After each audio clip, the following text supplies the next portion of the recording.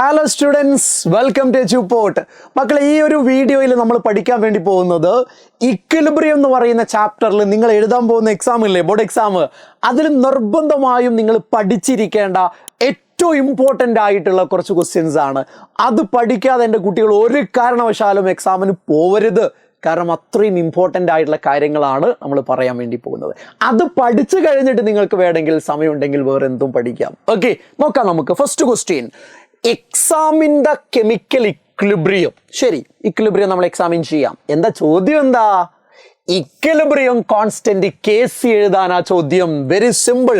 എടാ പറഞ്ഞേ, Kc പറഞ്ഞേ, പ്രോഡക്റ്റുകളുടെ മൊളാർ കോൺസെൻട്രേഷന്റെ പ്രോഡക്റ്റ്. എടാ എന്താ മൊളാർ കോൺസെൻട്രേഷൻ ഓഫ് NO അല്ലേ? അത് ഗ്യാസ് ആണ്. ഇവിടെ സ്റ്റോയിയോമെട്രിക് കോഎഫിഷ്യന്റ് 4 ഉണ്ട്, അത് പവർ ആയിട്ട് എഴുതി. Molar concentration of H2O coefficient 6 power ആയിട്ട് എഴുതി, divided by molar concentration of എന്താടാ, അമോണിയയാണ്, കോഎഫിഷ്യന്റ് 4 ആണ്, പവർ ആയിട്ട് എഴുതി. Molar concentration of O2 coefficient 5 power ആയിട്ട് എഴുതി. ഇതല്ലടാ Kc ആണ്, ഇത് തന്നെയാണ് Kc എന്ന് പറയുന്നത്. ഓക്കെ, ആദ്യം ഇതിനെ സിംപ്ലിഫൈ ചെയ്യാനൊക്കെ കഴിയും. ബേസിക്കലി നിങ്ങൾ ഇത് എഴുതിയാൽ അതിൻ്റെ 1 മാർക്ക് നിങ്ങൾക്ക് കിട്ടും. ഇനി ഒരു ക്വസ്റ്റ്യൻ നോക്കടാ, വാട്ട് ഹാപ്പൻസ് ടു Kc? Kcക്ക് എന്താ സംഭവിക്കുക? എപ്പോഴാ സംഭവിക്കുക? If the balanced equation is multiplied throughout by the factor 2. അതായത് ഇക്വേഷനെ നിങ്ങൾ മൊത്തമായിട്ട് എന്ത് ചെയ്തു? 2 കൊണ്ട് മൾട്ടിപ്ലൈ ചെയ്താൽ Kcക്ക് എന്താ സംഭവിക്കുക? സിമ്പിളാണ്.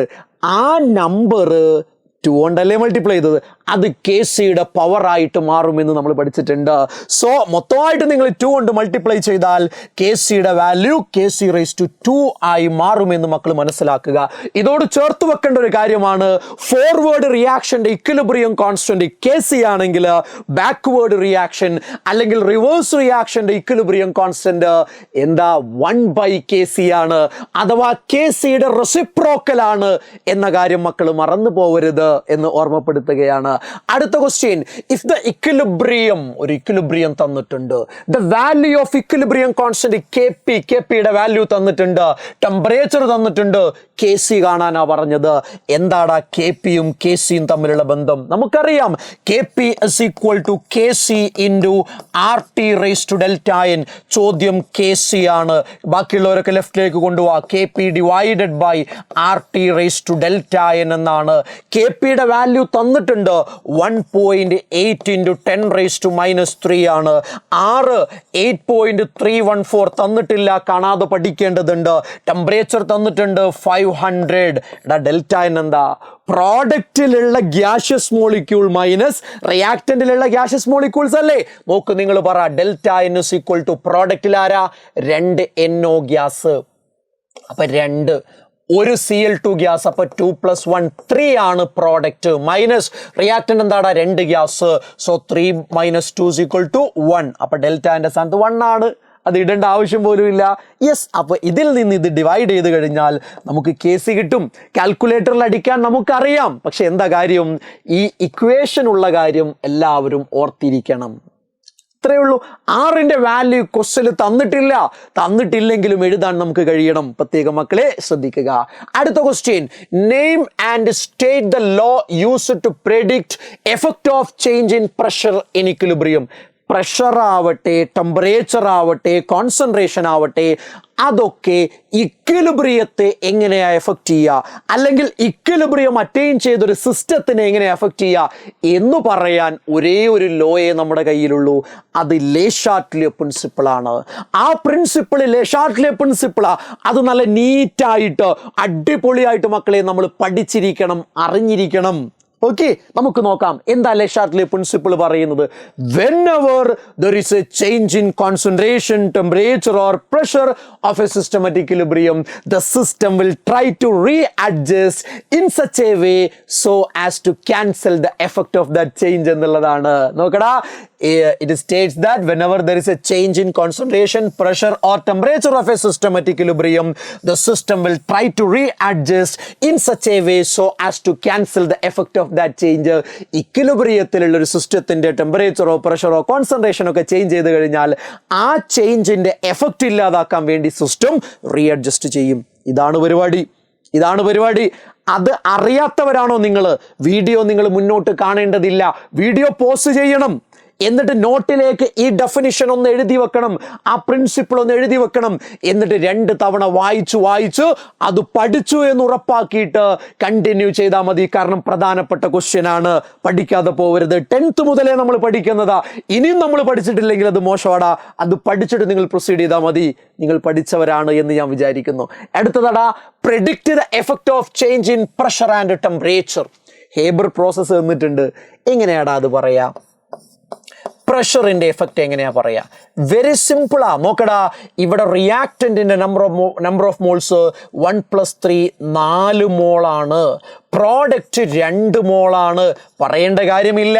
എടാ, പ്രഷർ നമ്മൾ കൂട്ടിക്കഴിഞ്ഞാൽ നമ്പർ ഓഫ് മോൾസ് കുറവുള്ള സൈഡിലേക്കാ പോവുക, അഥവാ പ്രോഡക്റ്റിന്റെ സൈഡിലേക്കാ പോവുക, അഥവാ ഫോർവേഡ് ഡയറക്ഷനിലാണ് റിയാക്ഷൻ നടക്കുക. ഇനി മക്കളെ, നമ്മൾ പ്രഷർ കുറച്ചാലോ നമ്പർ ഓഫ് മോൾസ് കൂടുതലുള്ള സ്ഥലത്തേക്ക് പോവും, അഥവാ ബാക്ക്വേർഡ് ഡയറക്ഷനിലേക്ക് റിയാക്ഷൻ നടക്കുക. അറിഞ്ഞിരിക്കുക. ഇനി മക്കളെ, ടെമ്പറേച്ചറിന്റെ കേസ് നമ്മൾ എങ്ങനെയാടാ പറയാ? ഇവിടെ നിങ്ങൾ നോക്ക്, ΔH നെഗറ്റീവ് ആണ്. ΔH നെഗറ്റീവ് ആണെന്ന് പറഞ്ഞാൽ അതൊരു എക്സോതെർമിക് പ്രോസസ്സാണ്. എന്ത് പ്രോസസ്സാണ്? എക്സോതെർമിക് പ്രോസസ്സാണ്. എന്താണ് എക്സോതെർമിക് പ്രോസസ്സിന്റെ പ്രത്യേകത?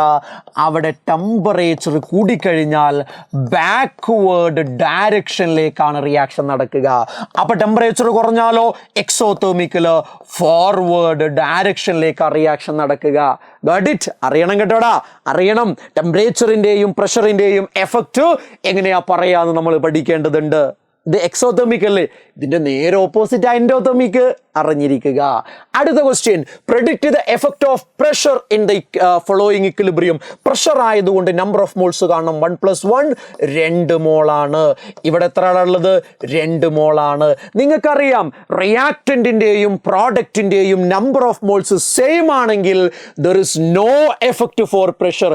അവിടെ പ്രഷറിന് മക്കളെ എഫക്റ്റ് ഇല്ല. അവിടെ പ്രഷറിന് ഒരു എഫക്റ്റും ഇല്ല. മറന്നു കളയണ്ട. അടുത്ത question, write the conjugated acid and conjugated base of the following. നോക്ക്, H2O തന്നിട്ടുണ്ട്. എപ്പോഴും ക്വസ്റ്റ്യൻ ചോദിക്കാറുണ്ട് കേട്ടോ, കോൺജുഗേറ്റ് ആസിഡും കോൺജുഗേറ്റ് ബേസും. NH3 ഉണ്ട്, HSO4- ഉണ്ട്. നിങ്ങൾ പറ, ഇതിന്റെ കോൺജുഗേറ്റഡ് ആസിഡ് എങ്ങനെയാ കിട്ടുക? ഇതിന്റെ കോൺജുഗേറ്റഡ് ആസിഡ് കിട്ടണമെങ്കിൽ ഇത് ബേസായി ആക്ട് ചെയ്യണം. ഇത് ബേസായിട്ട് ആക്ട് ചെയ്യുമ്പോഴാണ് ഇതിന്റെ കോൺജുഗേറ്റ് ആസിഡ് ഉണ്ടാവുക. ബേസായിട്ട് ആക്ട് ചെയ്യുക എന്ന് പറഞ്ഞാൽ H+ സ്വീകരിക്കണം. അപ്പൊ H2O H+ സ്വീകരിച്ചാൽ H3O+, NH3 H+ സ്വീകരിച്ചാൽ NH4+, HSO4 H+ സ്വീകരിച്ചാൽ H2SO4. Got it? H+ സ്വീകരിക്കുക എന്നുള്ളതാണ്. ഇനി കോൺജുഗേറ്റഡ് ബേസ് എപ്പോഴാണ് കിട്ടുക? ഇവർ ആസിഡായി ആക്ട് ചെയ്യുമ്പോഴാണ് ഇവരുടെ കോൺജുഗേറ്റഡ് ബേസ് ഉണ്ടാവുക. നോക്കടാ, ഇയാള് ആസിഡായിട്ട് ആക്ട് ചെയ്യാന്ന് പറഞ്ഞാൽ H+ വിട്ടുകൊടുക്കണം. H2O H+ വിട്ടുകൊടുത്താൽ OH-, NH3 H+ വിട്ടുകൊടുത്താൽ NH2-, HSO4 H+ വിട്ടുകൊടുത്താൽ SO4-. എടാ, ഇത് നിങ്ങൾ മറന്നു കളയരുതേ. ഇമ്പോർട്ടൻ്റ് ആണ്. It's very very important. അടുത്തത്, ഓക്കെ, ഏതൊരു സ്പീഷീസ് എന്നാലും അതിന്റെ കോൺജുഗേറ്റ് ആസിഡ് എഴുതാൻ കഴിയണം, കോൺജുഗേറ്റ് ബേസ് എഴുതാൻ കഴിയണം. അതായത് കോൺജുഗേറ്റ് ആസിഡ് എഴുതാൻ സിമ്പിളാ, H+ ആഡ് ചെയ്താൽ മതി. കോൺജുഗേറ്റ് ബേസ് എഴുതാൻ സിമ്പിളാ, H+ ഒഴിവാക്കിയാൽ മതി. സിമ്പിൾ ആണ്. അടുത്തത്, give the Luis concept of acid and base with suitable example. എടാ, ലൂയിസ് കോൺസെപ്റ്റ് എന്താ? ഇലക്ട്രോൺ പെയർ ആക്സെപ്റ്റ് ചെയ്യുന്ന ആളില്ലേ, ഇലക്ട്രോൺ പെയർ സ്വീകരിക്കുന്ന ആളില്ലടാ മക്കളെ, അയാളാണ് ആസിഡ്. എന്നാൽ ഇലക്ട്രോൺ പെയർ കൊടുക്കുന്ന ഒരാളുണ്ടാവില്ലേ, സ്വീകരിക്കണമെങ്കിൽ വേറൊരാൾ കൊടുക്കണ്ടേ, ആ ഡോണർ ഇലക്ട്രോൺ പെയർ കൊടുക്കുന്ന ആള്, അയാൾ ബേസ് ആണ് എന്നാണ് ആര് പറയുന്നത്? ലൂയിസ് അദ്ദേഹത്തിന്റെ കോൺസെപ്റ്റിലൂടെ പറയാൻ ശ്രമിക്കുന്നത്. ഇനി മക്കളെ ഒരു കാര്യമുണ്ട്, എന്താ? ലൂയിസ് ആസിഡിന്റെ എക്സാമ്പിള്, ലൂയിസ് ബേസിന്റെ എക്സാമ്പിള് മക്കൾ പഠിക്കേണ്ടതാണ്. എടാ, ആരാണ് ലൂയിസ് ആസിഡായിട്ട് ആക്ട് ചെയ്യുക? നിങ്ങൾ മനസ്സിലാക്കേണ്ടത് എല്ലാ കാറ്റയോണുകളും അങ്ങനെയാണ്. ഓൾ കാറ്റയോൺസ്, എല്ലാ കാറ്റയോണുകളും എന്ത് ചെയ്യും? എല്ലാ കാറ്റയോണുകളും എന്ത് ചെയ്യും? ലൂയിസ് ആസിഡായിട്ട് ആക്ട് ചെയ്യും. ലൂയിസ് ആസിഡായിട്ട് ആക്ട് ചെയ്യും. അതേപോലെ തന്നെ ഇലക്ട്രോൺ ഡെഫിഷ്യൻ്റ് ആയ ന്യൂട്രൽ മോളിക്യൂൾസ് BF3 പോലെ AlCl3 പോലെയുള്ള ആളുകൾ, അവരൊക്കെ എന്താ? ലൂയിസ് ആസിഡുകളാണ്. ഇനി ലൂയിസ് ബേസ് ആർക്കാണ് ബേസ് ആയിട്ട് ആക്ട് ചെയ്യാൻ പറ്റുക? എല്ലാ ആനയോണുകളും, ഓൾ ആനയോൺസ്. പിന്നെയോ ലോൺ പെയർ ഉള്ള ന്യൂട്രൽ മോളിക്യൂൾസ്.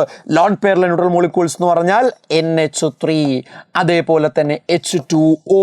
അതൊക്കെ എക്സാമ്പിളാ. മക്കളെ ഇത് നോട്ട് ചെയ്ത് വെക്കണേ, ഇമ്പോർട്ടൻ്റാ. ലൂയിസ് കോൺസെപ്റ്റും അതിൻ്റെ എക്സാമ്പിളും എക്സാമിന് ചോദിക്കാറുണ്ട്. അതുകൊണ്ടാണ് ഇത് നിർബന്ധമായും പഠിക്കണം എന്ന് പറയുന്നത് കേട്ടോ, വിട്ടുകളയരുത്. അടുത്തത് define the term pH. പറയേണ്ടതില്ലടാ. pH can be defined as, പറഞ്ഞേ, pH can be defined as the negative logarithm. ആരുടെ logarithm? The negative logarithm of H plus ion concentration in molarity അല്ലെങ്കിൽ in mol per liter. H plus ioniന്റെ concentration മൊളാരിറ്റിയിൽ എടുത്ത് അതിൻ്റെ negative logarithm എടുത്താൽ നമുക്ക് കിട്ടുന്ന സാധനമാണ് pH. നമുക്ക് കിട്ടുന്നത് എന്താണ്? pH. Got it? ഇനി pH കാണാൻ എന്താണ് ചെയ്യുക? സിമ്പിൾ ആണ്, മൈനസ് ലോഗ്. ക്വസ്റ്റ്യൻ നോക്ക്, calculate the pH of 0.01 molar HCl solution. നിങ്ങൾ അറിയേണ്ടത് HCl ആരാ? ഒരു സ്ട്രോങ് ആസിഡാ. എന്താ സ്ട്രോങ് ആസിഡ്? അത് 100% ഡിസോസിയേറ്റ് ചെയ്യും. അതായത് കംപ്ലീറ്റ് ആയിട്ട് ഡിസോസിയേറ്റ് ചെയ്യുന്ന ആളാണ് ആര്? എന്ത്? സ്ട്രോങ് ആസിഡ് എന്ന് പറയുന്നത്. അതിൻ്റെ എക്സാമ്പിൾ HCl. അപ്പോൾ ഞാനൊരു കാര്യം ചോദിക്കട്ടെ നിങ്ങളോട്. ഒരു HCl ഞാൻ എടുത്തു എന്ന് വിചാരിക്കാം. ഒരു HCl അത് കംപ്ലീറ്റ് ആയിട്ട് ഡിസോസിയേറ്റ് ചെയ്താൽ ഒരു H+ ഒരു Cl- അല്ലേ കിട്ടുക?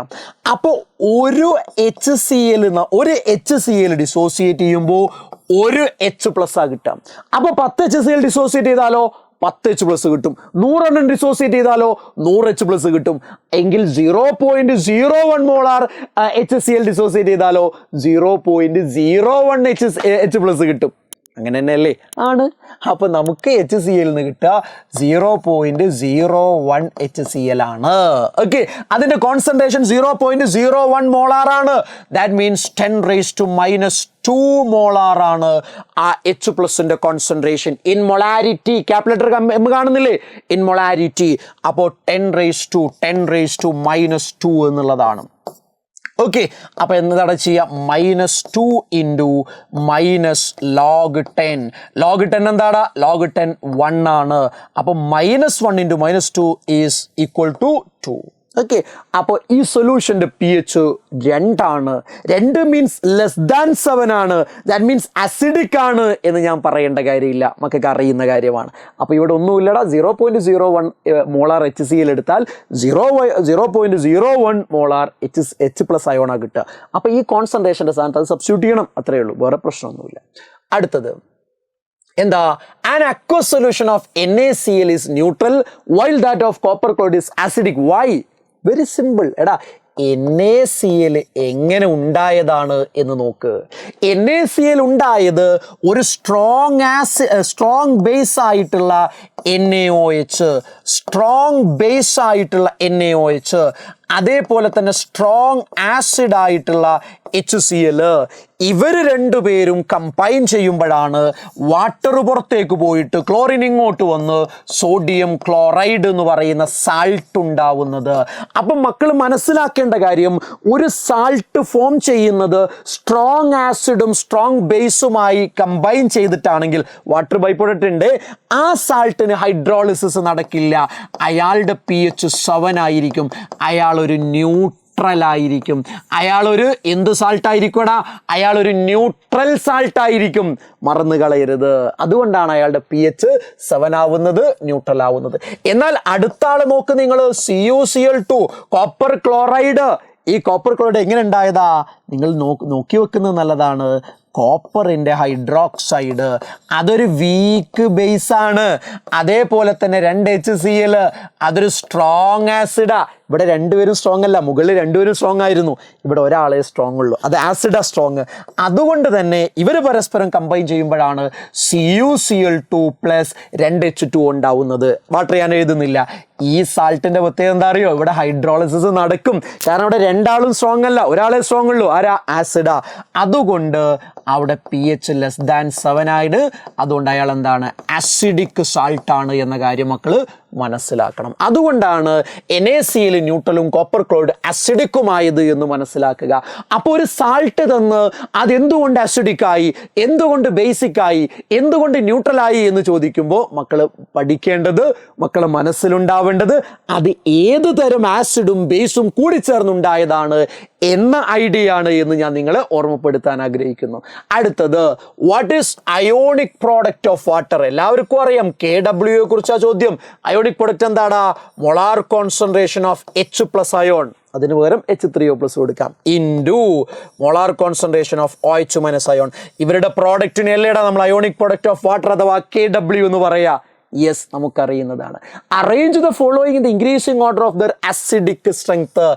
എടാ, ഇത് ഒരു ഗ്രൂപ്പിലുള്ള ആളുകളാ. ബേസിക്കലി നമുക്കറിയാം അസിഡിക് സ്ട്രെങ്ത് എന്ത് വെച്ചാ നമ്മൾ പറയാ? എടാ, അസിഡിക് സ്ട്രെങ്ത് എന്ത് വെച്ചാ നമ്മൾ പറയാ? നമുക്കറിയുന്ന കാര്യമാണ്. അസിഡിക് സ്ട്രെങ്ത് പറയുന്നത് ഒന്ന് ബോണ്ട് സ്ട്രെങ്ത് വെച്ചിട്ടാണ്. എന്ത് വെച്ചിട്ടാണ്? Bond strength. രണ്ടാമത്തെ നമ്മൾ പറയുന്നത് പൊളാരിറ്റി വെച്ചിട്ടാണ്. എന്ത് വെച്ചിട്ടാണ്? പൊളാരിറ്റി. നിങ്ങൾ മനസ്സിലാക്കണം, bond strength is inversely proportional to ആസിഡിന്റെ സ്ട്രെങ്ത്, ആസിഡ് സ്ട്രെങ്ത്. അതേസമയം polarity is directly proportional to എന്താണ്? Acid strength. ആ ഒരു പോയിന്റ് ആണ് നിങ്ങളുടെ കയ്യിൽ ആൻസർ ചെയ്യാൻ ഉണ്ടാവേണ്ടത്. പിന്നെ നിങ്ങൾക്കറിയാം HBr, HI, HF, HCl എന്ന് പറഞ്ഞാൽ ഒരു ഗ്രൂപ്പിലുള്ള ആസിഡുകളാണ്. ഒരു ഗ്രൂപ്പിലുള്ള ആസിഡിനെ കുറിച്ച് പറയുമ്പോൾ അവിടെ നമ്മൾ കൺസിഡർ ചെയ്യേണ്ടത് ബോണ്ട് സ്ട്രെങ്ത് ആണ്, പൊളാരിറ്റി അല്ല. ഒരു പീരീഡിൽ ആസിഡ് എടുക്കുമ്പോഴാണ് പൊളാരിറ്റി പറയുക. ഒരു ഗ്രൂപ്പിലുള്ള ആസിഡ് ആണെങ്കിൽ ബോണ്ട് സ്ട്രെങ്ത് വെച്ചാൽ പറയാ എന്ന് കുട്ടികളെ പഠിച്ചിട്ടില്ലേ നിങ്ങൾ? യെസ്. എന്നാൽ എന്താ നമ്മുടെ ഐഡിയ? നമ്മുടെ ഐഡിയ ഇത്രയേ ഉള്ളൂടാ. നമ്മുടെ ഐഡിയ ഇത്രയേ ഉള്ളൂ, ഒരു ഗ്രൂപ്പിൽ നിന്ന് താഴേക്ക് വരുന്ന സമയത്ത് ബോണ്ട് ലെങ്ത് കൂടെ ചെയ്യുന്നത്. അപ്പോൾ ബോണ്ട് സ്ട്രെങ്ത് എന്താ ചെയ്യുക? ബോണ്ട് സ്ട്രെങ്ത് കുറയും. ബോണ്ട് സ്ട്രെങ്ത്തും ആസിഡ് സ്ട്രെങ്ത്തും ഇൻവേഴ്സ്ലി പ്രൊപ്പോർഷണൽ അല്ല. ബോണ്ട് സ്ട്രെങ്ത് കുറയുമ്പോൾ ആസിഡിന്റെ സ്ട്രെങ്ത് എന്താ ചെയ്യുക? കൂടുകയാ ചെയ്യുക. ഈ ഐഡിയ ആണ് ഉണ്ടാവേണ്ടത്. ഒരു ഗ്രൂപ്പിൽ നിന്ന് താഴേക്ക് വരുമ്പോൾ ബോണ്ട് സ്ട്രെങ്ത് കുറയും, ആസിഡിന്റെ സ്ട്രെങ്ത് കൂടും. അപ്പോൾ HFന് എന്താണ്? ആസിഡ് സ്ട്രെങ്ത് കുറവാണ്. അതിനേക്കാൾ കൂടുതൽ അതിൻ്റെ താഴെയുള്ള HClനുണ്ട്, അതിനേക്കാൾ കൂടുതൽ അതിൻ്റെ താഴെയുള്ള HBrനുണ്ട്, അതിനേക്കാൾ കൂടുതൽ അതിൻ്റെ താഴെ HIക്കുണ്ട്. So HI is more acidic and HF is least acidic according to this concept. Got it? Yes, ഇത് മക്കൾ നോട്ട് ചെയ്യണം. ഇതൊക്കെ പ്രീവിയസ് ഇയർ ക്വസ്റ്റ്യൻ ആണ് കേട്ടോ. അപ്പോൾ ഇതാണ് ക്വസ്റ്റ്യൻ. പക്ഷേ ഈ കാര്യം നിങ്ങളുടെ കയ്യിൽ ഉണ്ടാവുന്നത് നല്ലതാണ്. എങ്ങനെ വേണമെങ്കിലും ക്വസ്റ്റ്യൻ നമ്മുടെ മുന്നിലേക്ക് കടന്നു വരാം. Got it? യെസ്. അടുത്തത്, what is common ion effect? പറയേണ്ടതില്ല. ഒരു വീക്ക് ഇലക്ട്രോലൈറ്റിലേക്ക് കോമൺ അയോൺ ഉള്ള ഒരു സ്ട്രോങ് ഇലക്ട്രോലൈറ്റ് ആഡ് ചെയ്യുമ്പോൾ എന്താ സംഭവിക്കുക? വീക്ക് ഇലക്ട്രോലൈറ്റിന്റെ ഡിസോസിയേഷൻ കുറയും. വീക്ക് ഇലക്ട്രോലൈറ്റിന്റെ ഡിസോസിയേഷൻ കുറയും. ഈ ഒരു ഫിനോമിനെ വിളിക്കുന്ന പേരാണ് കോമൺ അയോൺ എഫക്റ്റ്. നോക്കടാ, it is the suppression of dissociation of a weak electrolyte by the addition of a strong electrolyte containing common ion. Common ion ഉള്ള സ്ട്രോങ് ഇലക്ട്രോലൈറ്റ് വീക്ക് ഇലക്ട്രോലൈറ്റിലേക്ക് ആഡ് ചെയ്യുമ്പോൾ വീക്ക് ഇലക്ട്രോലൈറ്റിന്റെ ഡിസോസിയേഷൻ സപ്രസ് ചെയ്യും, കുറയും. ഇതിനെയാണ് common ion effect എന്ന് നമ്മൾ പറയാം. ഇനി, the dissociation of ammonium hydroxide is suppressed by the addition of ammonium chloride. Name the principle. അത് കോമൺ അയോൺ എഫക്റ്റാ മക്കളെ. നിങ്ങൾക്ക് മനസ്സിലായില്ലടാ. അമോണിയം ഹൈഡ്രോക്സൈഡ് ആരാ? അമോണിയം ഹൈഡ്രോക്സൈഡ് ഒരു വീക്ക് ഇലക്ട്രോലൈറ്റാ. എടാ, അത് ഡിസോസിയേറ്റ് ചെയ്താൽ എന്താ കിട്ടുക? അമോണിയം അയോൺ NH4+ഉം അതേപോലെ OH- അയോണുമാണ്. ഇനി അതിലേക്ക് ആരാ ആഡ് ചെയ്യുന്നത്? സ്ട്രോങ് ഇലക്ട്രോലൈറ്റ് ആയിട്ടുള്ള അമോണിയം ക്ലോറൈഡ്. സ്ട്രോങ് ഇലക്ട്രോലൈറ്റ് ആയിട്ടുള്ള അമോണിയം ക്ലോറൈഡ് ഇത് ഡിസോസിയേറ്റ് ചെയ്താൽ എന്താ ഉണ്ടാവുക? NH4++Cl-. അപ്പൊ ഇവിടെ ഉള്ള അതേ ഒരു അയോൺ അടങ്ങിയ സ്ട്രോങ് ഇലക്ട്രോലൈറ്റിനെയാണ് വീക്ക് ഇലക്ട്രോലൈറ്റിലേക്ക് ആഡ് ചെയ്തത്. അപ്പൊ ഈ വീക്ക് ഇലക്ട്രോലൈറ്റിന്റെ ഡിസോസിയേഷൻ കുറയും. ഇത് ഡിസോസിയേറ്റ് ചെയ്തിട്ടാണല്ലോ ഈ 2 അയോണുകൾ ഉണ്ടാകുന്നത്. ആ ഡിസോസിയേഷൻ കുറയും. ആ ഫിനോമിനയുടെ പേരാണ് കോമൺ അയൺ എഫക്റ്റ്. അതിന്റെ എക്സാമ്പിൾ ആയിട്ട് മക്കൾക്ക് ഇത് എടുക്കാം. ഒരു എക്സാമിന് പഠിച്ചു വെക്കണം. എക്സാമ്പിൾ ചോദിക്കാറുണ്ട്. മക്കളെ ചോദിക്കാറുണ്ട്. ചോദിക്കുന്നത് പഠിക്കാതെ പോയിട്ട് കാര്യമില്ലല്ലോ. അതുകൊണ്ട് മക്കൾ ഇത് നിർബന്ധമായും പഠിച്ചിട്ട് വേണം എക്സാമിന് പോവാൻ. Got it? യെസ്, ക്ലിയർ ആണല്ലോടാ? ക്ലിയർ ആണല്ലോ? നോട്ടിൽ എഴുതിയെടുക്കണേ, പഠിക്കണം. എന്നിട്ട് what are buffer solution given example. Buffer solution എന്താന്ന് പഠിച്ചിരിക്കണം. അസിഡിക് ബഫറിന്റെ എക്സാമ്പിൾ അറിയണം, ബേസിക് ബഫറിന്റെ എക്സാമ്പിളും അറിയണം. എടാ ആരാണ് ബഫർ? ബഫർ എന്ന് പറഞ്ഞാൽ ഒരു സൊല്യൂഷൻ ആണ്. ആ സൊല്യൂഷൻ എന്താ ചെയ്യുന്നത്? Which resist change in pH. എപ്പോ? On dilution. നമ്മൾ ഡൈല്യൂഷൻ നടത്തുമ്പോൾ, അല്ലെങ്കിൽ or with the addition of small amount of acid or alkali. Buffer solution എന്ന് പറഞ്ഞാൽ ഒരു സൊല്യൂഷൻ ആണ്. അതെന്താ ചെയ്യുന്നത്? നമ്മൾ ഡൈല്യൂഷൻ നടത്തുമ്പോൾ, അല്ലെങ്കിൽ സ്മോൾ എമൗണ്ട് ഓഫ് ആസിഡോ ആൽക്കലിയോ ഒക്കെ ആഡ് ചെയ്യുമ്പോൾ അവിടെ ഉണ്ടാവുന്ന ചേഞ്ച് ഇൻ pHനെ റെസിസ്റ്റ് ചെയ്ത് നിർത്തുന്ന സൊല്യൂഷന്റെ പേരാണ് ബഫർ സൊല്യൂഷൻ. എടാ, ബഫർ 2 ടൈപ്പ് ഉണ്ട്, നിങ്ങൾ പഠിച്ചിരിക്കണം. അത് ഒന്ന് അസിഡിക് ബഫറാണ്. ഒന്ന് ആസിഡിക് ബഫറാ. ആസിഡിക് ബഫറിന്റെ എക്സാമ്പിൾ എന്താ? ഒരു വീക്ക് ആസിഡ് എടുക്ക്. നമ്മൾ എടുക്കാറുള്ളത് അസറ്റിക് ആസിഡ് ആണ്. ആ വീക്ക് ആസിഡിനെ സ്ട്രോങ് ബേസ് ആയിട്ടുള്ള NaOH ട്രീറ്റ് ചെയ്യുക. അപ്പൊ നിങ്ങൾക്കൊരു സാൾട്ട് കിട്ടും. അതേതാ? Sodium acetate, CH3COONA. ഇതെന്താ? അസിഡിക് ബഫറിന്റെ എക്സാമ്പിളാ. ഇനി മക്കളെ, ബേസിക് ബഫറിന്റെ എക്സാമ്പിൾ എന്താ? ഒരു വീക്ക് ബേസ് എടുക്ക്. ആരാ വീക്ക് ബേസ്? Ammonium hydroxide. ആ വീക്ക് ബേസിനെ സ്ട്രോങ് ആസിഡ് ആയിട്ടുള്ള HCl ട്രീറ്റ് ചെയ്യുക. അപ്പൊ എന്താണ് കിട്ടുക? അമോണിയം ക്ലോറൈഡ് എന്ന് പറയുന്ന സാൾട്ടാ കിട്ടുക. This is an example for what? Basic buffer. ഇതെന്തിന്റെ എക്സാമ്പിൾ ആടാ? ബേസിക് ബഫറിന്റെ എക്സാമ്പിൾ ആണ്. ഓക്കെ, അപ്പൊ അസിഡിക് ബഫറിന്റെയും ബേസിക് ബഫറിന്റെയും എക്സാമ്പിൾ പഠിച്ചിട്ട് വേണം എക്സാമിന് പോവാൻ. അല്ലെങ്കിൽ അത് ചോദിക്കുമ്പോൾ നമുക്ക് ആൻസർ എഴുതാൻ കഴിയില്ല. അപ്പോൾ അസിഡിക് ആണെങ്കിൽ വീക്ക് ആസിഡ്, അത് സ്ട്രോങ് ബേസുമായി റിയാക്ട് ചെയ്യുമ്പോൾ ഉണ്ടാവുന്ന സാൾട്ട്. ബേസിക് ബഫർ ആണെങ്കിൽ ഒരു വീക്ക് ബേസ്, അത് സ്ട്രോങ് ആസിഡുമായി റിയാക്ട് ചെയ്യുമ്പോൾ ഉണ്ടാവുന്ന സാൾട്ട്. ഇതാണ് അതിന്റെ കോമ്പിനേഷൻ. കേട്ടോ, നോട്ട് ചെയ്യണം. അടുത്തത് സോലബിലിറ്റി ഓഫ് ബേരിയം സൾഫേറ്റ് തന്നിട്ടുണ്ട്. സോലബിലിറ്റി S തന്നിട്ടുണ്ട്. Calculate the solubility product. KSP കാണാൻ പറഞ്ഞത്. എങ്ങനെയാണ് കാണാൻ? നോക്ക്, വെരി സിമ്പിളാ. നമ്മൾ ക്ലാസ്സിൽ പഠിപ്പിച്ചതല്ലേ. ബേരിയം സൾഫേറ്റ് ഒരു സ്പാരിംഗ്ലി സോലുബിൾ സാൾട്ടാ. അത് ഡിസോസിയേറ്റ് ചെയ്താൽ ബേരിയം 2+ഉം SO4 2- അല്ലേ ഉണ്ടാവുക? യെസ്. എടാ, അതിൻ്റെ KSP എന്താ? KSP എന്ന് പറഞ്ഞാൽ അത് പ്രൊഡ്യൂസ് ചെയ്യുന്ന അയോണുകളുടെ മൊളാർ കോൺസെൻട്രേഷന്റെ പ്രൊഡക്റ്റാ. So molar concentration of barium 2+ into molar concentration of SO4 2-. നോക്ക്, ഈ ബേരിയം സൾഫേറ്റിന്റെ മൊളാർ സോലുബിലിറ്റി S ആണെങ്കിൽ അത് പ്രൊഡ്യൂസ് ചെയ്യുന്ന ഓരോ അയോണുകളുടെയും മോളാർ സോലുബിലിറ്റി S. ഇതിൻ്റെ S ആണ്. സോ ഇവിടെ S കൊടുക്കാം, ഇവിടെ S കൊടുക്കാം. സോ ഇവിടെ നമുക്ക് S ഇൻറ്റു S എന്ന് പറഞ്ഞാൽ KSP is equal to S². So KSP is equal to Sന്റെ വാല്യൂ തന്നിട്ടുണ്ട്. എന്താ? 1 × 10⁻⁻⁴. അതിൻ്റെ സ്ക്വയർ എടുത്താൽ നമുക്ക് KSP കിട്ടും. സിമ്പിൾ. ഇനി ചിലപ്പോൾ ചില ക്വസ്റ്റ്യൻ എന്ത് ചെയ്യാറുണ്ട്? KSP തന്ന് S ചോദിക്കാറുണ്ട്. KSP S² ആണെങ്കിൽ S എന്താ? √KSP എടുത്താൽ മതി. എങ്ങനെ വേണമെങ്കിലും ക്വസ്റ്റ്യൻ ചോദിക്കാം. KSP തന്ന് സോലുബിലിറ്റി ചോദിക്കാം, അല്ലെങ്കിൽ സോലുബിലിറ്റി എന്ന് KSP ചോദിക്കാം. എങ്ങനെ വന്നാലും ആൻസർ എഴുതാൻ മക്കളെ നമുക്ക് കഴിയണമെന്നത് മറന്നു പോകരുത്. റെഡിയാണല്ലോ? ഇത്രയുമാണ് മക്കളെ ഇക്വിലിബ്രിയം എന്ന് പറയുന്ന ചാപ്റ്ററിൽ നമ്മൾ നിർബന്ധമായും പഠിച്ചു എന്ന് ഉറപ്പുവരുത്തിയിട്ട് പോവേണ്ട ക്വസ്റ്റ്യൻസ് എന്ന് പറയുന്നത്. ഇതിലാർക്കും കൺഫ്യൂഷൻ ഇല്ലല്ലോ? ഇത് പഠിച്ചു കഴിഞ്ഞിട്ട് നമുക്ക് വേണമെങ്കിൽ പുറത്തേക്ക് പോവാം. നമുക്ക് ലൈവിലൊക്കെ ഒരുപാട് ക്വസ്റ്റ്യൻസ് വേറെ ചെയ്യാനുണ്ട്.